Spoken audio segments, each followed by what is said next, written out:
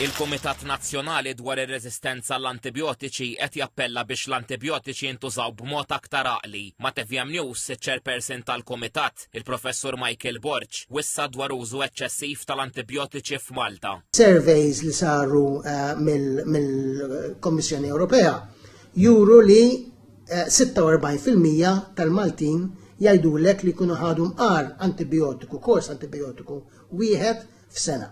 Li huwa aktar mid-doppju ta' pereżempju li jgħidulek l-Iżvediżi. Mir-riċerka joħroġ ukoll qal li aktar minn nofs l-adulti jieħdu l-antibiotiċi għal kundizzjonijiet li huma kważi dejjem ikkawżati minn viruses. Anki jekk hu fatt magħruf li l-antibiotiċi fuq il-viruses ma jaħdmux.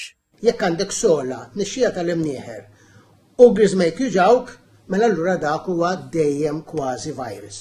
Allura il-virus irid jgħaddi waħdu kultant jieħu sa 7 tiem ftit iktar, dak il-każ qed ngħidu lin-nies morru għand l-ispiżjar se jtikom xi ħaġa biex itaffi dak is-sintomi.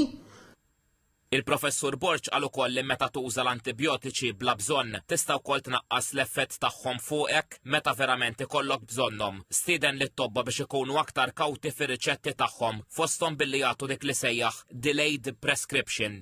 Jtik riċetta jekk huwa mhuwiex ċert li dan huwiex virus jew bakterja u jgħidlek isma' dina ħatot minn 3 ijiem oħra. F'dawk it-3 ijiem il-maġġoranza tal-każi huwa li s-sintomi itaffu għalhom ma jkollok bżonn l-antibiotiku.